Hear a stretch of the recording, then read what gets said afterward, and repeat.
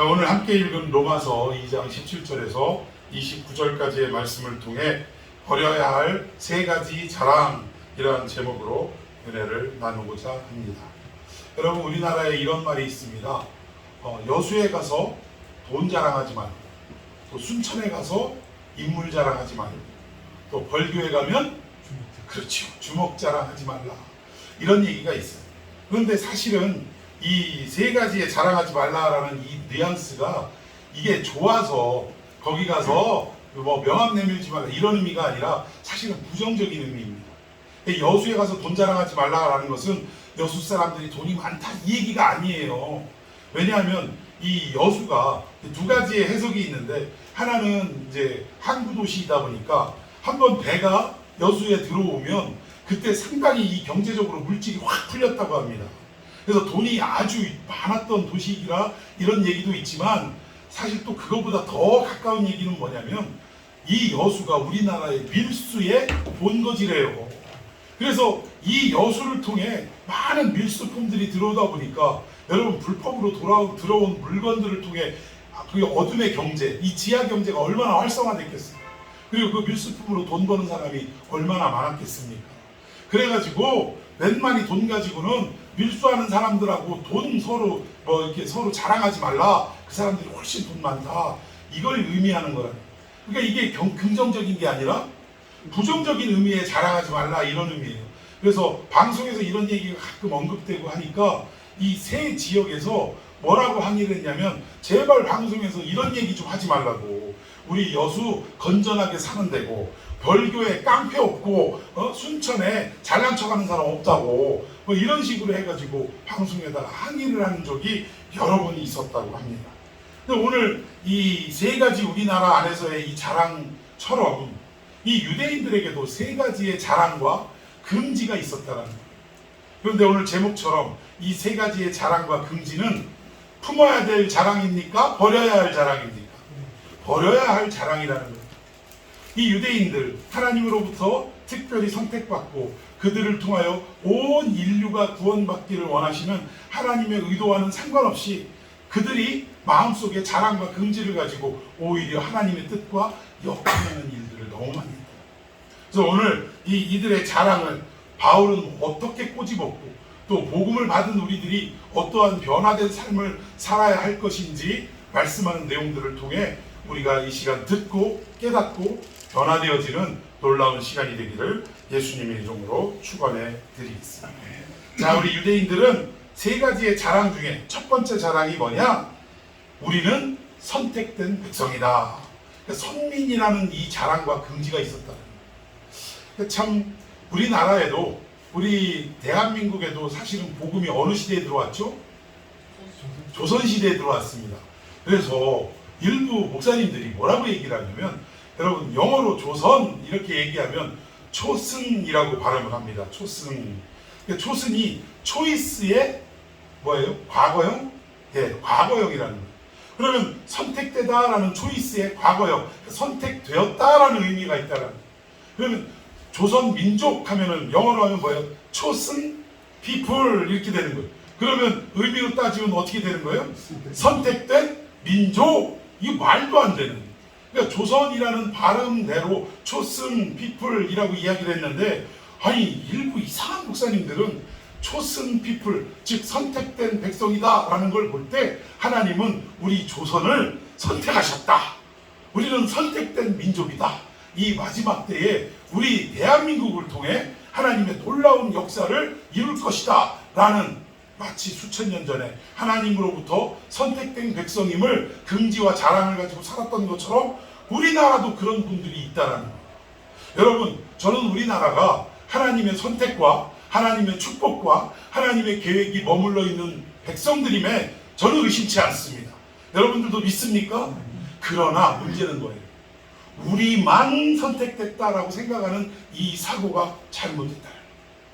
여러분, 우리가 지금 기도로 협력하고 또 약간의 어떤 부족하지만 우리의 마음을 담은 물질로 선교하고 있는 우리 필리핀을 생각해 봅시다.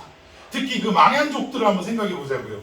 이 망향족들이 참으로 이 문명의 혜택을 입지 못하고 심지어는 결혼 문화도 없이 그냥 대충 그냥 어울려서 살고 막 이런 어떤 옷도 제대로 입지 못하고 이런 사람들인데, 여러분 저는 우리 교회를 통해 또 많은 어떤 교회들을 통해 이 문창복 선교사님과 연결이 되고 또 그 망향족들에 대한 뜨거운 마음과 사랑의 마음을 품게 하신 이유는 하나님이 그 망향족, 특별히 필리핀의 여러 민족들을 통하여, 여러 어떻게 해야 되나, 민족이라고 하기도 부족들을 통하여 하나님이 이루시고자 하는 놀라운 뜻이 감추어져 있기 때문에 이런 연결이 있는 줄로 믿습니다.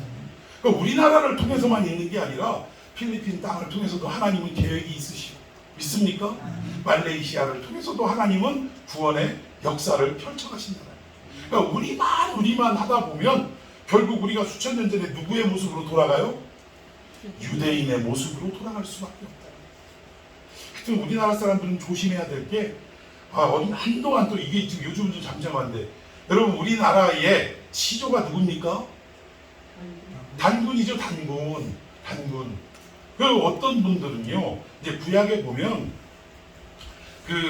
하나님의 백성 가운데, 그러니까 노아의 후손들 가운데 결국은 이쪽 동쪽으로 점점 넘어와서 이렇게 정착을 한 단 지파의 후손들이 있습니다. 단 지파의 후손들이 있고, 또 욕단이라는 어떤 노아의 후손들 가운데 이쪽 시베리아 쪽까지 이렇게 전파가 됐다라는 기록이 있는데, 이 단군이 바로 단지파의 대장, 단지파의 통치자를 말한다는 거예요. 단군. 그래서 우리는 단군의 자손이니까 무슨 지파? 우리가 단지파라는 거예요. 그래서 구약의 역사 가운데 12지파의 어느 순간에 단지파가 사라졌습니다. 그런데 이 마지막 시대에 이 사라진 단지파를 통하여 하나님이 또 원대한 계획을 이루신다라는 이런 말도 안 되는 이런 주장을 하는 분들이 있어요. 참 이상한 분들이 있더라고요. 여러분 이거는 제가 이런 말씀에, 이런 이야기에 현혹되라 되지 말라 하기조차도 언급하기가 부끄러운 이야기입니다. 우리가 정상적인 이성을 가지고 있다면 이런 얘기를 하면 우리가 어떻게 해야 돼요? 그 사람을 돌봐주고 살펴주고 가까운 병원으로 안내해줘야 될 사람이라는 거예요. 여러분 아시겠습니까? 그런 말에 현혹되는 게 참 불쌍한 사람 중에 최고 불쌍한 사람인 것 같아요. 그래서 어쨌든 이스라엘 백성들에게도 첫 번째 자랑과 금지가 뭐냐? 우리는 하나님으로부터 어떻게 된 민족? 선택된 민족. 그래서 다른 백성들과는 우리는 차이가 있다 없다? 있다라는 거 다르다 이거예요. 요즘 광고에 무슨 임플란트 광고에 보면 뭐가 달라도 다르겠지요 하는 그런 광고가 있더라고요. 이 유대인들이 그런 마음으로 살았다고요. 선택된 것 자체에는 긍지와 자랑을 가질 수 있지만 이것이 우리만을 위한 것, 영화에도 그들만의 리그라는 게 있는데 우리만을 위해 하나님이 이렇게 하셨다라는 이 착각에 빠지는 순간 오히려 하나님의 축복이 아니라 저주를 받는 결과를 초래할 수 있다. 여러분 우리도 이 시대에 하나님을 믿는 백성, 구원의 백성으로 우리가 믿는 자와 믿지 않는 자를 딱 선을 그어놓고 구별할 때가 있습니까? 없습니까? 있다라는 거예요. 여러분 간단한 원리입니다. 이스라엘 백성들, 즉 아브라함의 후손들을 하나님이 선택한 이유가 있어요. 이유가 뭐죠? 첫 번째로 모든 민족 가운데 제일로 작은 민족이에요. 아주 힘없고 나약한 민족이라 하나님이 선택하신 거예요. 만약에 이스라엘, 즉 아브라함의 후손들보다 더 힘이 약한 부족이 있었다면, 그리고 아무 힘도 없고 권력도 없고 그냥 주변에서 마음만 먹으면 얼마든지 뺏을 수 있는 그러한 나라나 민족이 있었다면 하나님은 아브라함을 택하지 않고 그 민족을 택하셨을 거예요. 근데 하나님은 아브라함을 통하여 가장 약한 자를 들어서서 하나님의 나라를 세우시는 모습을, 이게 복음의 원리 아니겠습니까? 이거를 이 사람을 통하여 하시는 게 가장 유익하고 또 확실하게 보일 수 있으니까 그 사람을 택하신 거예요. 아브라함이 잘나서가 아니라는 거예요. 그런데 그렇게 택하신 이유가 첫 번째고, 두 번째는 뭡니까? 이 약한 족속을 통하여 이들을 구원하시고 마침내 이들의 구원을 통하여 누구까지도, 세계 열방까지도 구원하시고자 하는 것이 하나님의 뜻과 계획이었다. 그런데 우리만 구원하신다, 우리만 사랑하신다, 여기에서 머무르고 말았다는 것입니다. 여러분 같은 원리라면 오늘 우리를 복음 안으로 불러주시고 십자가 은혜 안으로 불러주신 이유는 우리를 구원하시는 하나님의 사랑인 줄로 믿습니다. 그러나 이 사랑을 뛰어넘어 우리는 어떻게 해야 돼요? 그 구원에 감격하고 마치 홍해를 건너서 미디암과 여인들이 속옷치고 박수를 치면서 할렐루야 하나님이 우리를 구원하셨네. 홍해 도화가 무슨 사건이 됐어요? 신약에 오니까 세례, 우리 구원받은 징표를 얘기하는 거 아닙니까? 그렇다면 우리가 구원받았다고 십자가 밑에서 박수치고 난리를 치는 것 물론 중요합니다만 이제는 그 기쁨을 만끽했다면 이제 어떻게 해야 돼요? 광야를 뚫고 또 어디를 들어가서 가나안을 들어가서 가나안의 7 족속까지도 어떻게 해야 돼요? 말씀을 전하고 말씀 앞으로 돌아오게 하는 역할이 누구에게 주어졌냐? 유대인들에게, 히브리인들에게 주어진 사명이었다. 그렇다면 우리가 먼저 복음 앞으로 부름을 받은 이유는 뭡니까? 아직도 믿지 않고 복음을 알지 않고 또 하나님의 형상을 잃어버린 수많은 우리의 주변 이웃들에게 또 지역 사람들에게 또 국경을 뛰어넘어 저 선교지에 있는 많은 민족들에게 어떻게 하라고요? 하나님의 약속의 말씀, 구원의 메시지를 어떻게 하라고? 전하고 증거하라고. 여러분 믿으십니까? 이 원리를 우리가 잃어버리고 살더라는 거예요. 그저 구원받은 것임에 감사하고 그냥 여기에만 감격하고 머물러 있는 상태라는 거예요.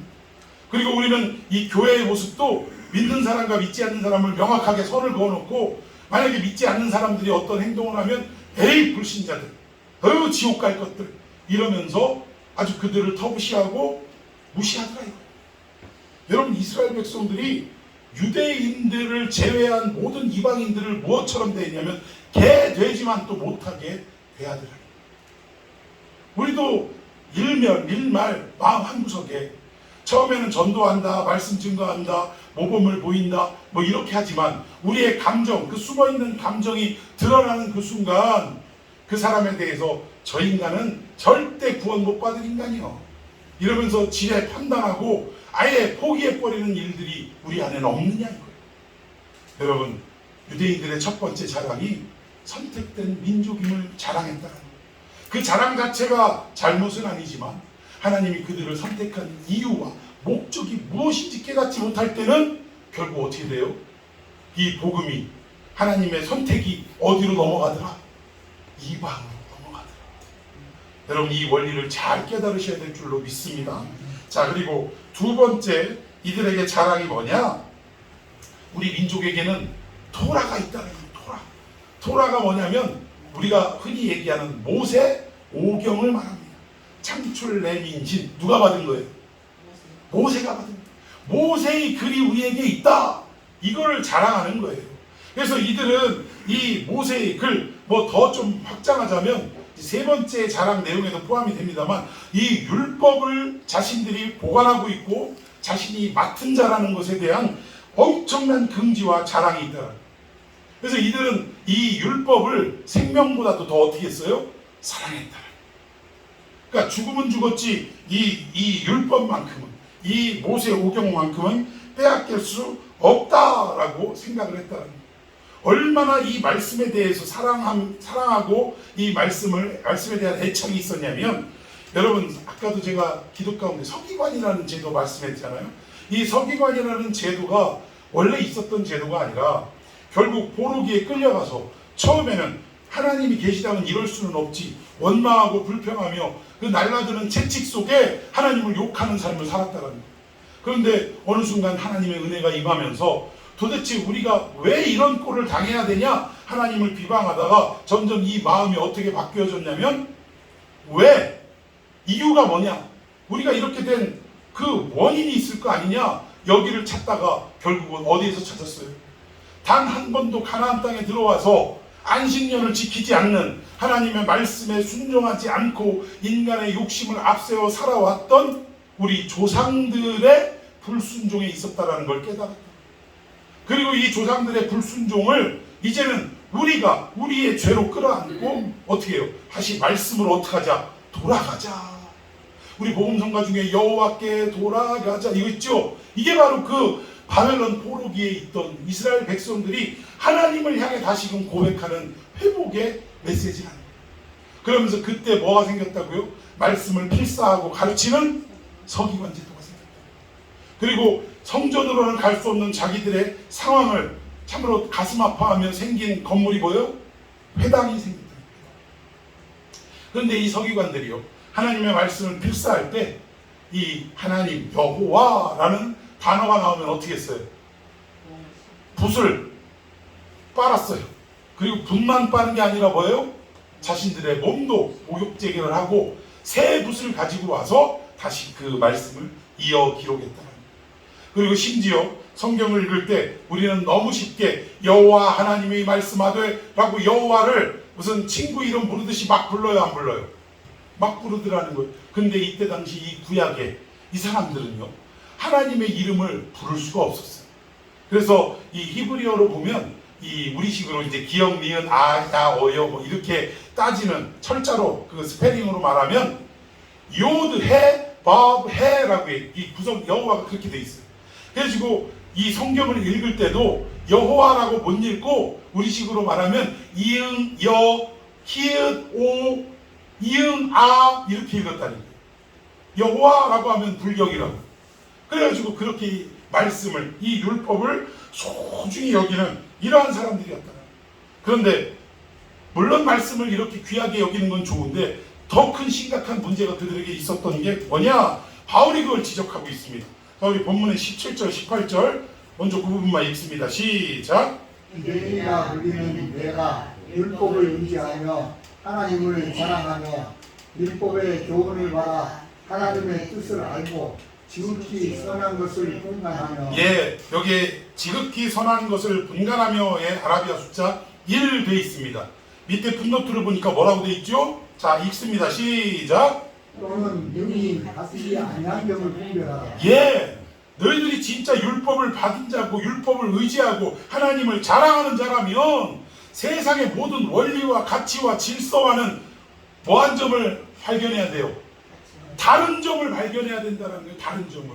믿지 않는 자와 우리는 뭔가가 달라도 다르겠죠? 라는 인정과 평가가 반드시 있어야 된다. 그런데 유대인들은 이런 부분들이 있다는 겁니까? 없다는 겁니까? 없다 이걸. 니들이 세상에 안 믿는 자와 이방인과 다를 바가 뭐가 있냐? 이걸 지금 말씀합니다.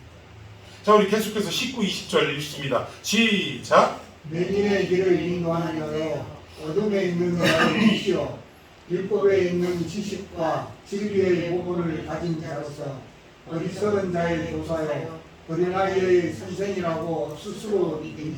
예, 우리가 율법을 받은 자라면 이렇게 맹인을 인도하고 어두운 자에게 빛이 되어주고 이러한 일들을 우리가 해야 되는데 이 모든 일들을 잘 하고 있다고 스스로 어떻게 하고 있다 이거예요. 그게 무슨 말이에요? 착각하고 있다 이거예요. 너 혼자만 지금 오해하고 착각하고 있다라고 바울은 지금 꼬집어 이야기하고 있다라는 것입니다. 자기들이 선생의 자리에 있다라고 말씀을 딱 펼쳐놓고 가르치고 있지만 정작 자기 자신도 그렇게 하지 못하고 있는 착각 속에 빠져 있는 자라 이거예요. 여러분, 제가 사실은 오늘 제가 5시가 넘어서 잠들었어요. 마음속에 뭔가가 이게 참 용서가 안 되고 막 힘들었어요. 막. 누군 어떤 장로님이 수요 예배 끝나고 이제 여러분들 가시고 나서 여기에서 뭐 우리 막내에게 뭐 아르바이트를 준다고 무슨 일이냐고 전화로 그랬더니 뭐 엄청나게 좋은 일인 것처럼 얘기를 하면서 가서 얘기해야 된대요. 오시라고. 근데 수요 예배 안 드리시냐고. 우리 수요 예배 드리면 9시 정도 된다 그랬더니 한 9시 10분쯤에 오겠대요. 그래서 본인은 은퇴 장로지만 예배도 안 드리고, 아니 장로를 은퇴하면 예배도 은퇴하는 겁니까? 참, 그러더니 어쨌든 왔어요. 왔는데 아르바이트라고 꺼내놓은 얘기가 뭐냐면 이 양반이 저에게는 참 잊을 수 없는 고마운 분이에요.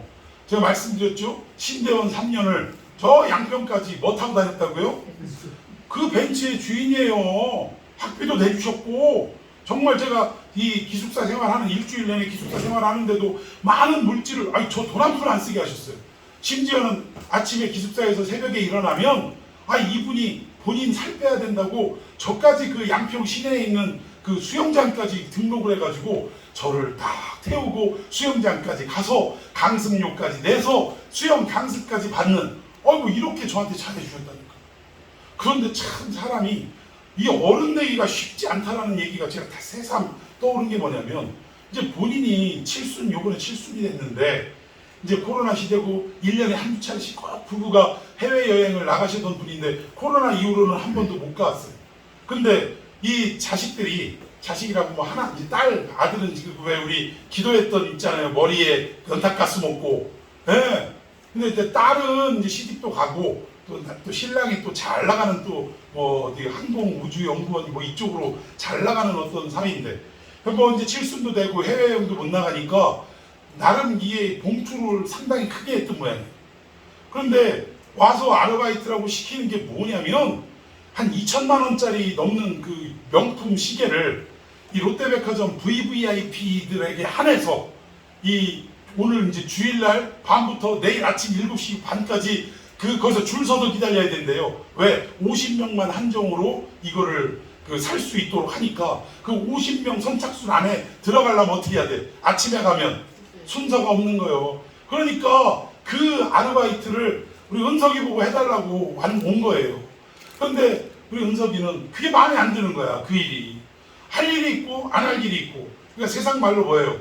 이제 제가 은석이 마음에 들어가지 않았지만 저도 그렇고 또 은석이 마음도 그럴 거라고 생각하는 게 우리가 돈이 없지 가오가 없냐 얘기해요. 할 일이 있고 못 할 일이 있는 거지.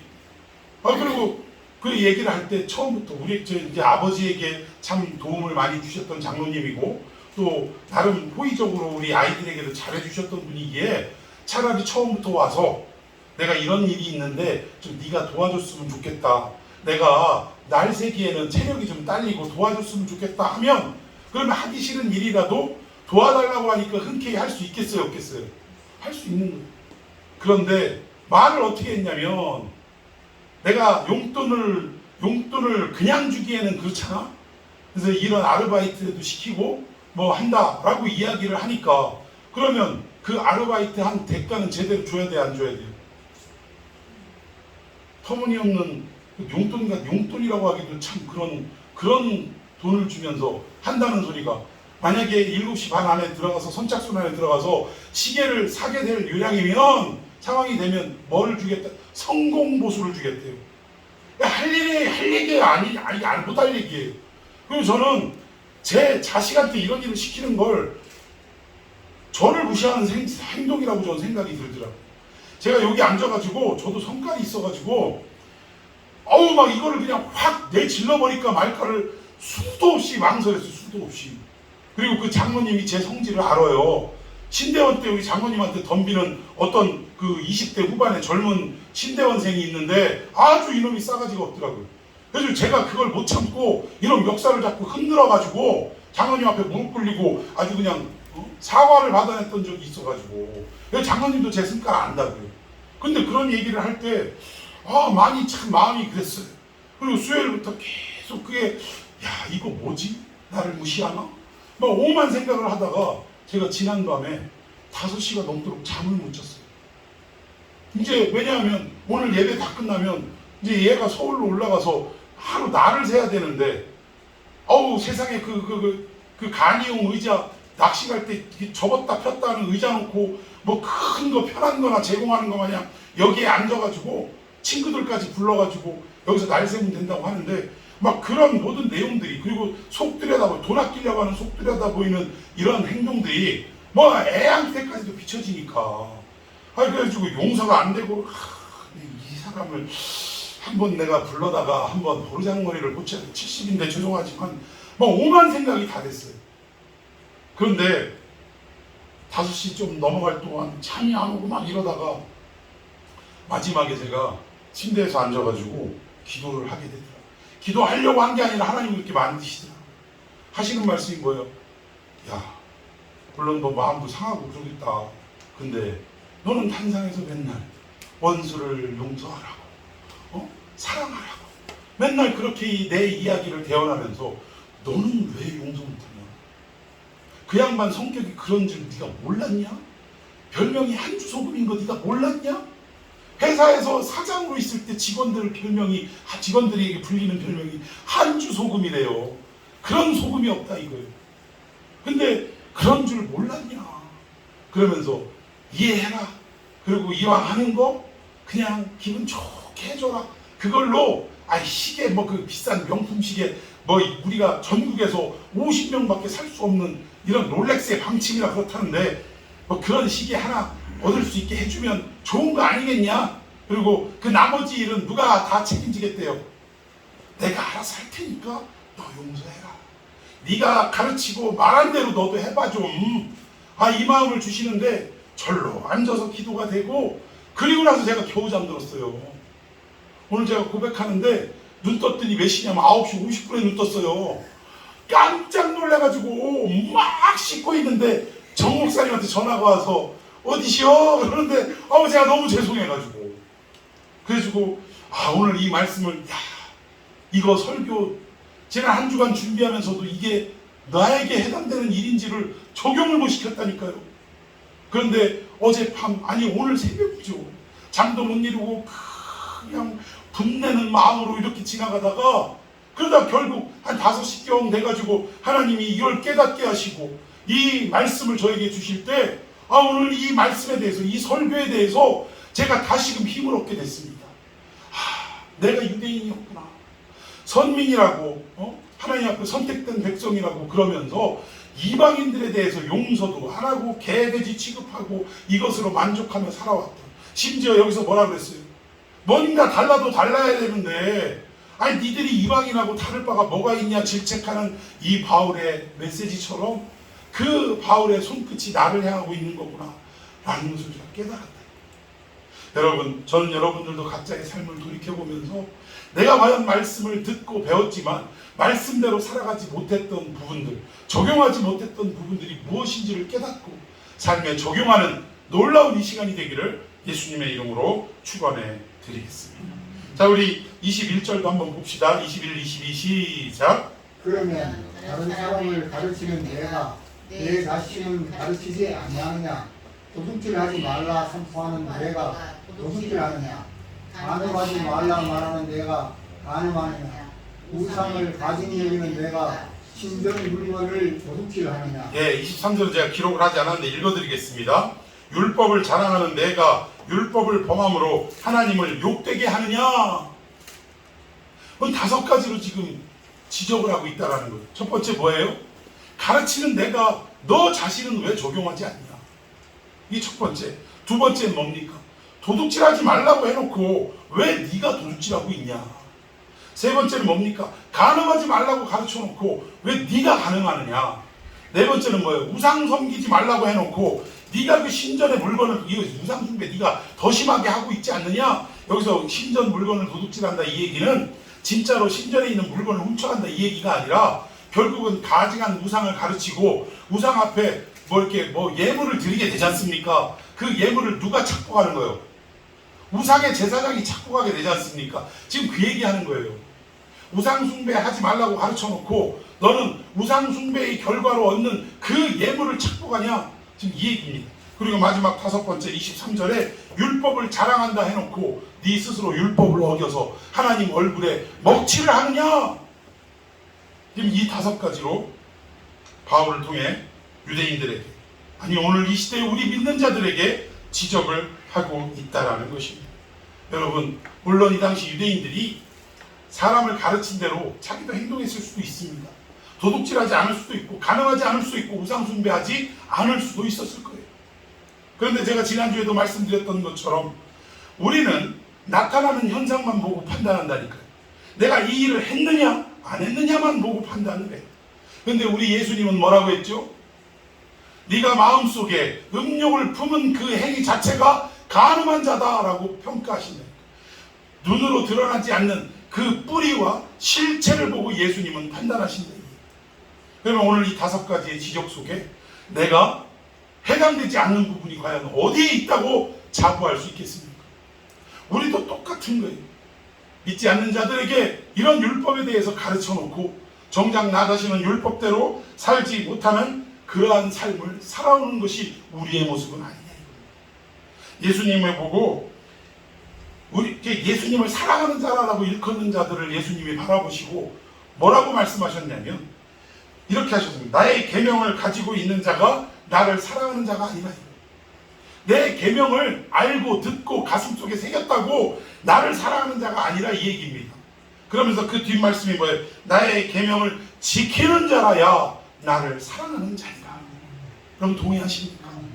오늘날도 똑같이 적용되는 거예요.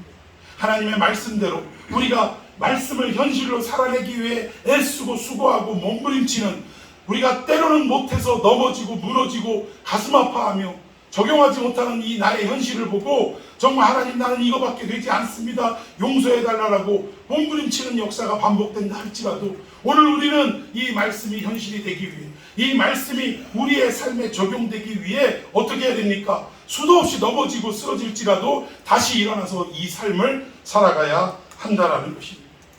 여러분, 오늘 한국교회가 어떤 세계 그 유수의 교회보다 성도들이 말씀을 배우는데 열정적입니다. 우리나라 근 10년만 돌아보십시다. 제자 훈련이 있습니다. 2날개 컨퍼런스 있습니다. 오만 말씀을 가르친다라는, 뭐 이 말씀 듣고 전도되고 부흥됐다라는 놀라운 프로그램, 심지어는 무슨 전도법이 있대요. 전도는 누가 하시죠? 사람의 마음을 열고 움직이는 건 누가 하시는 거예요? 근데 우리가 인간적인 생각과 프로그램을, 물론 그런 일들을 우리가 해야 되지만 이렇게 한 결과로 전도가 되었다라고 착각하게 만들더라. 진돗개 마냥 한번 물고 늘어지면 결국은 돌아오게 돼 있다.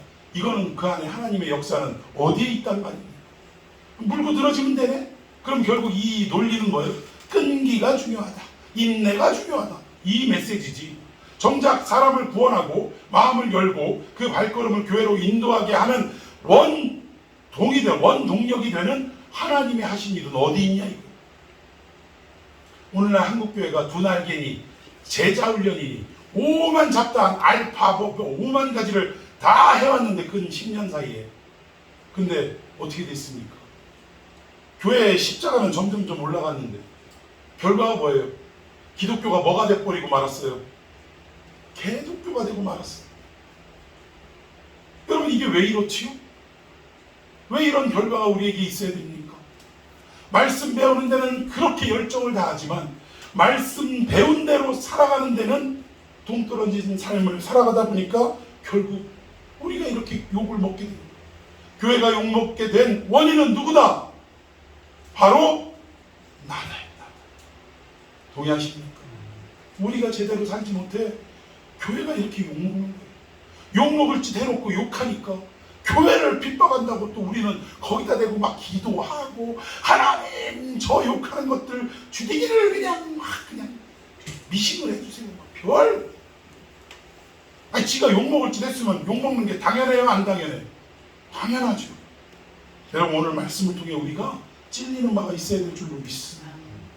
고쳐야 돼요. 자, 24절 한번 읽어봅시다. 시작. 기록된 바 같이 하나님의 이름이 너희 때문에 이방인 중에서 모독을 받는다. 하나님이 얼굴에 먹칠을 당하는 게 누구 때문에?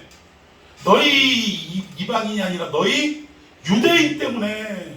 율법을 받았다고 하는 너희들 때문에, 말씀을 배웠다는 너희들 때문에 이방인 중에서 욕을 먹는다. 세상의 2000년 전의 원리와 지금 상황과 딱 들어맞아요, 안 맞아요?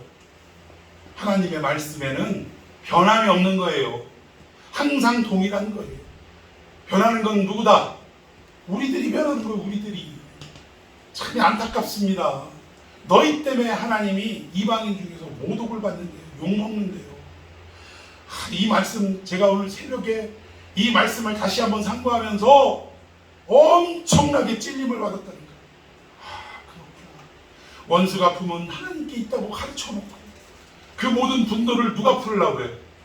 제가 오늘 새벽까지 이 양반을 내가 이번 주 중에 한번 연락을 해서 만나야 되겠다, 한번 만나서 따끔하게 한번 이야기를 해야겠다, 이 생각을 12번도 더 했다니까. 12번도 어떡하지? 아직 그냥 아예 안 볼 생각을 하고 막대해버릴까? 아니면 뭐 그래도 여지를 좀 주고 점잖게 얘기할까? 별 오만 막 이런 상황을 머릿속으로 연출하다가 결국 이 말씀 속에 아이고 하나님, 제 꼬라지가 이 수준이죠. 하나님이 없으면, 십자가가 없으면, 말씀이 없으면 저 이런 인간입니다 라고 다시 한번 깨닫게 되는 시간이 되었습니다. 여러분, 마가복음에 보면 중풍병자를 이끌고 4명의 친구라고 하는 친구란 말은 한 군데도 없어요. 어쨌든 가까운 사람들이었겠죠. 이 4사람이 이 우리로 얘기하면 뭐라 그래요? 이거 들것에다가 딱 매달고 예수님이 머무신 그곳에 갔는데, 결국은 이 환자를 예수님 앞으로 치료받아야 될 이 환자를 앞으로 드리지 못한 게 누구 때문입니까? 모여있는 인파 때문이라니까요. 예수님께 말씀 듣겠다고 찾아온 무리들 때문에 이 병자를 그 앞으로 데리고 갈 수가 없었다. 여러분, 이것을 우리의 상황으로 잘 생각해야 됩니다. 오늘 우리들의 행동 때문에, 우리의 말씀과 어긋나는 삶 때문에 뭔가 교회는 열심히 다니는데 세상에서의 삶은 원만하지가 못해요. 오히려 욕먹는 삶을 살아간다 이거예요. 이것 때문에 정작 예수님께 치료받고 구원받아야 할 사람들이 교회 문턱까지 왔다가 결국 누구 보고 낙심하는 거예요? 우리 보고 낙심하는 거예요. 여러분, 제가 오르도 토메오 말씀을 길을 낸다라고, 똑바로 길을 낸다라고 했죠. 이게 무슨 말이냐? 우리의 삶을 보고, 아, 네가 가는 이 길이라면 나도 가고 싶다. 네가 믿는 예수라면 나도 믿고 싶다. 이게 분별하라, 이 의미라고 했죠. 그런데 네가 가는 그 길이라면 난 절대 못 간다. 지옥 가도 좋다. 그래서 이런 얘기가 진짜 나옵니다. 그렇다면 옳게 분별, 진리의 말씀을 옳게 분별하는 삶이 아니라, 오늘 이 결국은 중풍병자도 사람 때문에 예수님께 못 나가서 결국은 올라가 지붕을 뚫고 내려가지 않습니다. 우리가 과연 이 모여있는 인파들 가운데 한 사람은 아닌가? 이 부분을 다시 한번 생각하면서 말씀 받았다라고 두 번째 자랑과 긍지로 여겼던 유대인들의 모습이 오늘 우리들의 모습은 아니냐. 집사된 지 내가 여기서 이 교회를 섬긴 지 30년, 40년, 50년째, 아니면 3대째 이 교회를 섬기고 있고, 내 직분이 장로고 뭐고 목사고, 이런 자랑으로, 시간적인 어떤 흐름 속의 자랑으로 여길 것이 아니라 내가 과연 이 말씀대로 살아가는 참된 성도의 삶을 살아가고 있는가, 이 부분을 다시 한번 점검하는 저와 여러분이 되길 예수님의 이름으로 축원해 드리겠습니다. 마지막 세 번째 긍지와 자랑이 뭐냐? 이 바울은 이 세 번째 내용으로 율법과 할례에 대한 문제로 끌고 가는 거예요. 그러니까 이스라엘 백성들은 이게 똑같은 얘기이긴 합니다. 선민이라는 표식을 뭘로 했어요? 할례를 통해서 했어요. 또 모세 오경을 받았다라는 것이 결국 모세 오경을 더 확산하면 뭘로 이어지죠?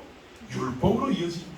그러니까 세 번째 긍지와 자랑은 사실은 첫 번째와 두 번째 내용을 포함하고 있다 해도 과언이 아닌데, 문제는 좀 할례에 대해서 우리가 좀 초점을 맞추고자 합니다. 자, 우리 성경 말씀 25절 시작. 내가 율법을 행하면 할례가 유익하나 만일 율법을 범하면 내 할례는 무할례가 됩니다. 여기 보니까 율법과 할례의 연관성을 지금 소개하고 있는데, 율법대로 행하면 네가 받은 할례, 즉 하나님의 선민이라는 것도 어떻게 하다는 거예요? 유익하다, 이 얘기예요. 여러분, 예수 그리스도의 십자가 보혈로 우리를 구원하신 이 사건이 우리가 말씀대로 살아가면 유익이 되는 줄로 믿습니다. 그렇게 되는 거예요. 그런데 만일 율법을 범하면 네 할례는 뭐가 된다? 할례 받으나 마나다, 이 얘기예요. 우리가 구원을 받았음에도 불구하고 말씀대로 살아가지 못하고 삶에 적용하지 못하는 이러한 모습을 살아가면, 그러면 우리의 구원조차도 심지어 어떻게 된다는 거예요? 여기 표현대로 무구원이다 라고 말할 정도로. 물론 하나님의 구원은요, 단회적이고 불변한 구원인 줄로 믿습니다. 그런데 문제는 뭐냐? 이 구원이 진짜 구원인지 아닌지 이 정답은 누구만이야 가지고 있어요? 하나님만, 예수님만이 가지고 계십니다. 내가 오늘 이 교회에서 목사가 되고 하나님의 말씀을 선포하고 이렇게 살아간다 하지만 이 구원받은 자임을 저는 고백합니다. 믿습니다. 그러나 진짜 구원받은 백성이고 선택된 백성인지의 여부는 나는 믿음으로 믿습니다. 하지만 진짜 여부는 누가 알고 계신 거예요? 하나님이 알고 계신 거예요. 행여나 저도 가룟 유다처럼 12제자 속에 속해 있었지만 결국은 어떻게 해요? 이 제자의 무리에서 이탈된, 그래서 하나님의 저주를 받은 인생으로 전락할지는 아무도 모르는 거야. 아무도. 우리는 믿음으로 저는 끝까지 하나님 나라에 갑니다 라고 믿고 확신하고 의지하지만, 정작 내가 어떻게 쓰임받고 선택받은지는 나 자신이 확신은 하나 100% 알 수는 없다, 이 얘기예요. 그래서 우리는 어떻게 해야 돼요? 두렵고 떨림으로 이 구원을 어떻게 해요?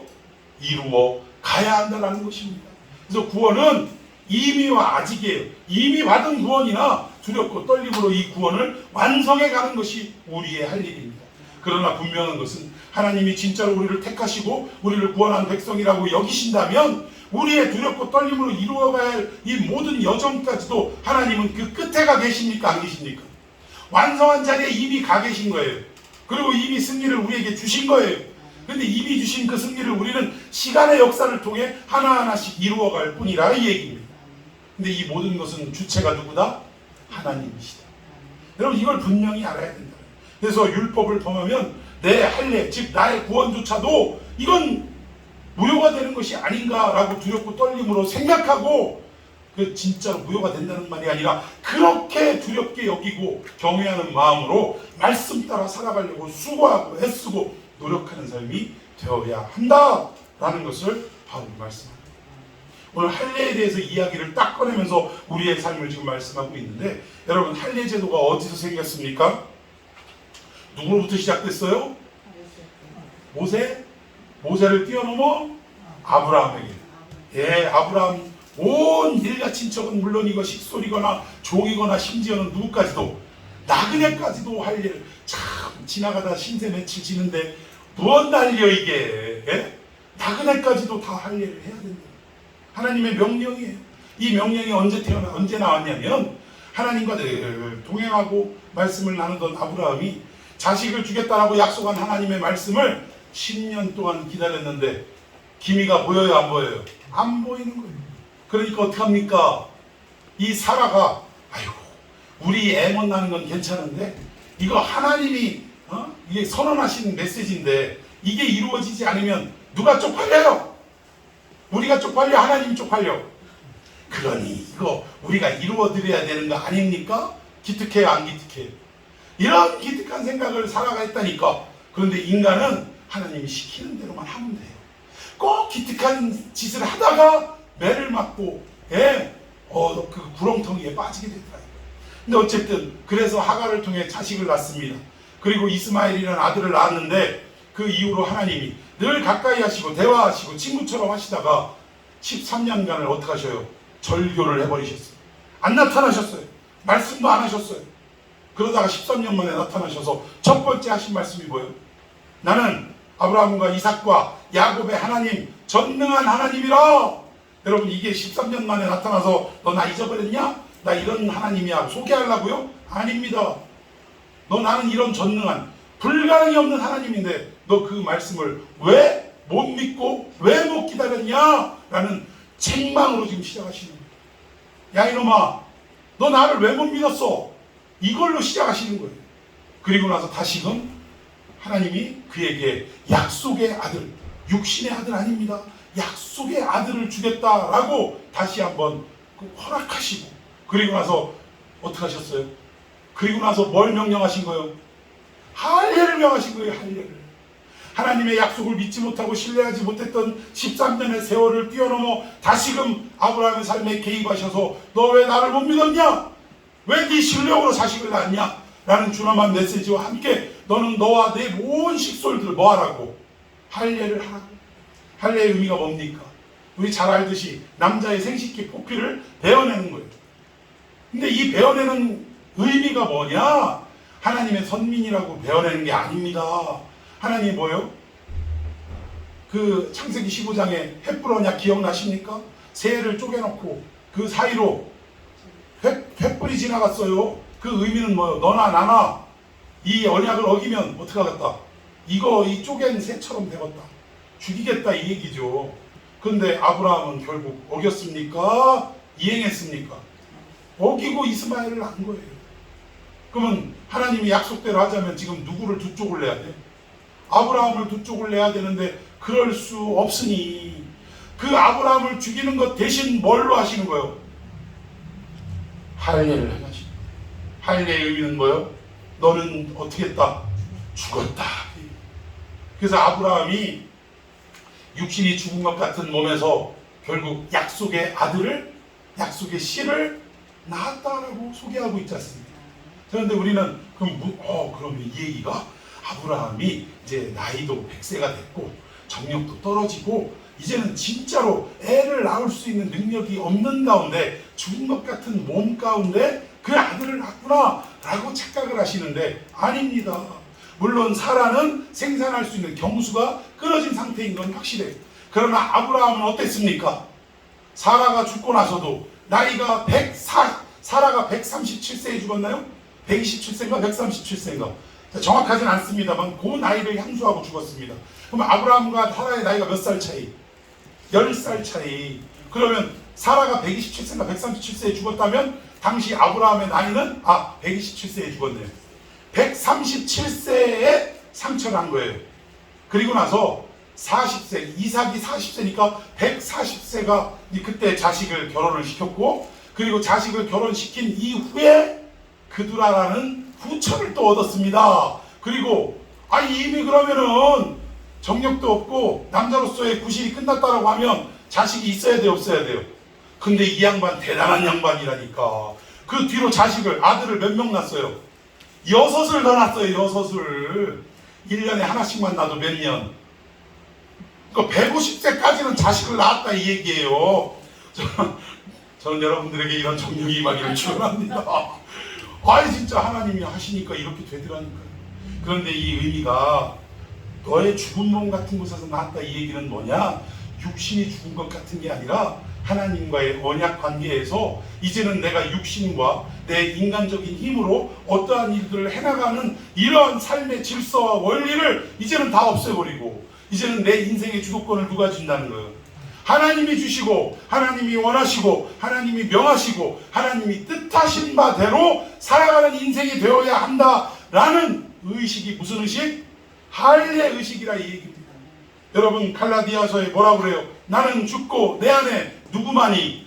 그리스도만이 사시는 것이라. 이 말씀의 의미가 바로 할례의 의미를 내포하고 있다는 거예요. 결국 인간의 마음대로 인간의 욕심대로 살아왔던 모든 역사 가운데 하나님의 아드님이 이 땅에 육신의 몸을 입고 십자가에서 우리의 죄를 대신해서 죽으시는 그 순간 뭐가 완성된 거예요? 아브라함을 죽여야 할 이 언약이 결국 누구를 통해 완성이 된 겁니까? 예수 그리스도가 죽음으로 완성된 거예요. 아브라함을 죽였어야 할 이 하나님의 원리와 논리와 공의가 결국은 어디에서? 십자가에서 예수가 죽으심으로 완성이 되었다. 그러니까 할례의 완성은 어디에서 이루어진 거예요? 십자가에서 이루어진 거예요. 그러니까 십자가 사건 이후로는 우리가 할례를 받고 안 받고는 뭐예요? 자유함이 있다. 여러분 그 바울의 아들과 같은 디모데는 할례를 했습니까? 안 했습니까? 할례를 했어요. 할례를 했어요. 그런데 이 디모데가 아닌 다른 제자들에게는 어떻게 했어요? 할례를 행하지 않도록 했다라는 거예요. 이게 자유에 맡겼다라는 거예요. 그게 뭐냐면 내가 지금 가는 자리가 유대인들이 있는 이방 땅이라면 할례 문제로 시비거리가 생겨요, 안 생겨요? 시비거리가 생기니까 디모데를 갖다가 엉한 디모데를, 원치도 않는 디모데를 그냥 할례를 해버린 거예요. 왜? 그곳에 가서 말씀 전하다가 흩어진 유대인들이 너 할례 했어 안 했어? 왜? 더군다나 이 디모데는 뭐예요? 순수 유대인 혈통이 아니라 혼혈이에요, 혼혈. 어머니는 유대인, 아버지는 헬라인. 그러니까 시비거리 생길 여지가 있습니까? 없습니까? 있다. 그래서 할례를 행했다. 예수의 십자가 이후로는 할례를 행하든 안 하든 우리에게는 자유함이 있는 줄로 믿습니다. 그리고 성경은 뭐라고 말씀하냐? 할례를 어디다 하라? 남자의 생식기가 하는 게 아니라 마음에다 하라. 이게 마음에다 하라. 마음에 할례를 하라는 건 뭐예요? 너 스스로를 어떻게 하라? 죽여라 이 얘기예요. 너 자신을 죽이라. 마음에 어떻게 할례를 합니까? 보이지도 않는데. 결국 내 뜻대로 하려고 했던 모든 고집과 아집을 십자가 아래 다 묻어버리고 오직 하나님의 뜻과 명령을 따라 살아가는 인생이 되어야 한다라는 것을 말씀하는 내용인 줄로 믿으시기를 바랍니다. 여러분 골로새서 2장 12절 여기 보니까 깨어 믿음에 굳게 서서 남자답게 강건하라 라는 고린도전서의 말씀이 있는데 여러분 이 말은 우리 바울도 우리 사나이들을 남자답게 살라고 막 이렇게 하는 거 보니까 화끈한 그런 분인가 착각하기 쉬운데 여기서의 남자답게는 무슨 의미냐면 책임을 지는 자가 되라. 여러분 예수 그리스도는 우리의 신랑인 줄로 믿습니다. 신랑 된 자리는 책임지는 자리예요. 그러면 집안에 일어나는 모든 일에 대해서는 제1 첫 번째 책임은 누구에게 있는 거예요? 남편에게 있는 거예요. 아버지에게 있는 거예요. 그런데 요즘 남자들은 어때요? 부인 보고 너를 만나갖고 내가 요 모양 요 꼴이 됐다고 막 이러면서 막 싸우고 책임 전가를 하고 막 이러는데 이게 남자답지 못한 행동입니다. 여러분, 신랑 되신 예수님은 우리 신부된 우리 인류의 모든 죄를 어떻게 하시고 책임지시고 어디에서? 십자가에 올라가서 죽으셨다니까요. 우리가 죽을 죽음을 예수님이 대신 죽으셨대요. 그거를 바울은 뭐라고 해요? 남자답게 강건하라. 우리 예수님이야말로 남자 중에 남자인 줄로 믿습니다. 예? 남자들 거기다 뭐 의리 하는데 의리는 개뿔. 여자들이 의리가 더 있더라고요. 여자들이. 진짜 의리 남은 누구냐? 우리 예수님. 모든 걸 책임지고 신부의 죄를 책임지고 십자가에 달려 죽으신 것처럼 우리도 어떻게 해야 된다는 거예요? 먼저 구원받은 백성들이 구원받지 못한 자들의 죄를 아파하며 끌어안고 그들을 참으로 어떻게 보면 중보하는 마음으로 책임지는 역할을 우리가 해야 한다라고 성경은 말씀하고 있습니다. 에레미야 4장 4절에도 여기 보니까 할례가 그냥 육신의 할례를 행하는 게 아니라 마음 가죽의 할례를 하라라고 하면서 할례가 뭐예요? 육의 몸을 벗는 것. 결국 무슨 말이에요? 육의 몸을 벗는다는 것은 육신의 죽음을 말하는 거예요. 육신적인 죽음. 모든 우리의 고집과 아집을 죽이는 죽음. 이것이 누구의 할례니라? 그리스도의 할례니라. 골로새서에서 바울이 분명하게 이 말씀을 하고 있다는 거예요. 이 예레미야 4장 4절에도 스스로 할례를 행하여 너희 마음 가죽을 베라. 결국 우리 자신을 죽이라 라는 내용이라는 것입니다. 여러분, 그러니까 우리는 이미 십자가에서 죽은 자입니까? 산 자입니까? 예수님이 책임지고 죽는 그 자리에 우리도 같이 그 십자가의 못을 박았다니까. 믿습니까? 그럼 그 이후로의 우리의 삶은 죽은 자가 말이 있어서야 됩니까? 안 됩니까? 안 되는 거예요. 근데 우리는 왜 이렇게 말이 많은지 모르겠어요. 여러분, 내가 교회의 목사로 장로로 이런 육체의 흔적을 안고 살아가지 말라 이 얘기예요. 내가 목사한 지가 지금 몇 년이고 내가 장로가 된 지가 몇 년이고 예수 믿은 지가 몇 년인데 이런 시간적인 흔적, 육신적인 흔적을 다 버려버리고 우리는 오직 마음의 흔적을 가지고 살아가는 저와 여러분이 되어야 할 줄로 믿습니다. 우리는 죽은 자라 이 얘기예요. 이제는 내가 산 자가 아니라 내 안에 그리스도가 사신 거야. 그럼 나의 의지가 어디 있습니까? 주님이 시키는 대로만 살아가는 것, 이것이 우리가 마땅히 행해야 할 일이라는 거예요. 자, 우리 29절 마지막 절 시작. 오직 인명적 유대인이 이며 할례는 마음에 할지니 영에 있고 율법 조문에 있지 아니한 것이라. 그 칭찬이 사람에게서가 아니요 다만 하나님에게서니라. 아멘. 육신적인 유대인이 아니라 영적인 유대인이라 이 얘기예요. 그리고 칭찬이 결국 우리가 영적인 유대인이 되어서 하나님의 명령과 그 말씀과 뜻대로 순종하는 삶을 살아가면 결국 사람들에게 칭찬이 있겠습니까? 없겠습니까? 있는 거예요. 그런데 이 칭찬이 나에게 있다라고 생각하는 사람이 너무 많다니까요. 여러분, 그 어떤 분이 그 성가대 가운을 2벌을 맞춰줬대요. 2벌을 맞춰줬는데 이제 시간이 한 8년인가가 지났어요. 8년인가가 지났는데 그러면 8년 지나면 성가대 가운이 좀 바꿔야 될 때가 된 겁니까? 안 된 겁니까?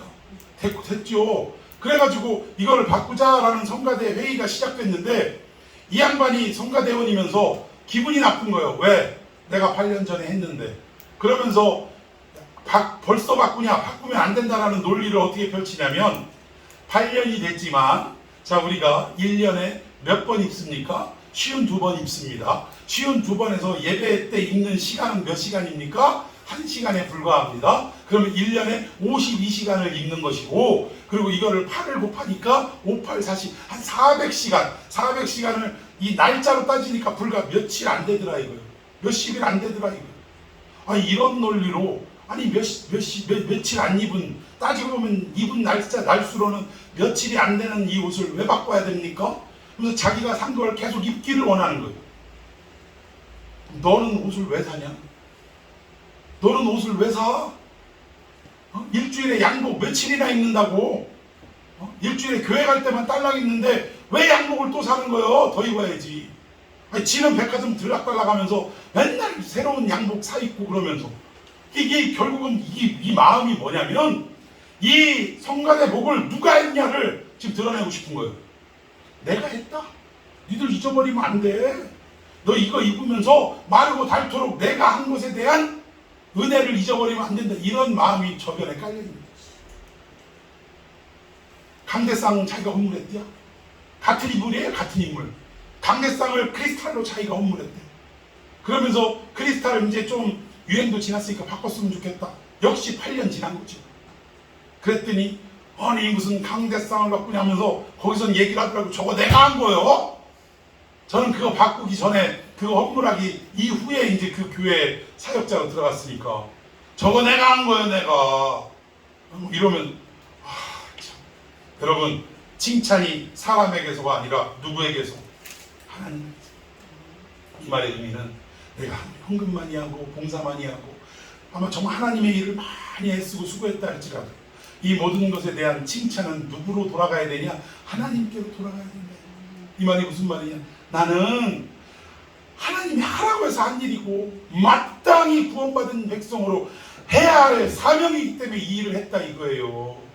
아 내가 했어 이게 아니라 나에게 이 일을 허락하신 하나님의 은혜만 또 나는 감사하다. 나 같은 게 어떻게 교회에 헌물을 하고 나 같은 게 어떻게 전도 대원으로 뽑혀서 전도를 가고 선교를 가고 나는 이럴 가망성도 없고 가능성도 없고 자격도 안 되는데 하나님이 이걸 시켜주셔서 정말 나는 최선을 다해서 최고의 능력으로 이 일을 감당했을 뿐이다. 하나님이 맡기셔서 했을 뿐이다. 당연한 일이다. 오직 이 모든 일의 결과는 누구에게로? 하나님께로. 여러분 유대인의 세 가지 자랑은 버려야 할 자랑입니다. 오늘 이 시대 2000년이 지났는데도 우리에게도 이 버려야 할 자랑이 아직도 흐르고 있다는 거예요. 여러분 오늘 바울의 지적이 오늘 나를 향한 지적인 것을 깨달으시고 이제는 어깨에 힘 빼는 훈련을 하시길 바랍니다. 아브라함이 전쟁에서 이기고 막 이러고 돌아올 때 너 하나님을 찬양하라 하나님께 감사하라 이 얘기가 무슨 얘기예요? 어깨에 힘 빼 이 자식아 네가 이긴 거 아니요. 하나님이 이기게 하신 거요. 이 말을 딱 듣는 순간 뭐를 드렸어요? 11조를 드렸다니까. 와, 이 하나님 거구나. 여러분 이 삶의 원리, 말씀의 원리가 저와 여러분에게 임하기를 예수님의 이름으로 축원해 드리겠습니다. 여러분 오늘 이 말씀 기억하면서 우리 기도했으면 좋겠습니다. 알게 모르게 참으로 하나님의 말씀과 상관없이 우리의 자랑으로 여기고 살아갔던 우리의 모습들 이제 십자가 아래 다 내어놓게 하여 주시고 오직 하나님 한 분만으로 만족하며 하나님께 영광 돌리는 것이 내 인생의 최고의 기쁨임을 깨달아갈 수 있는 이러한 삶이 되게 해달라고 우리 주님의 이름을 뜨겁게 부르며 함께 기도하겠습니다.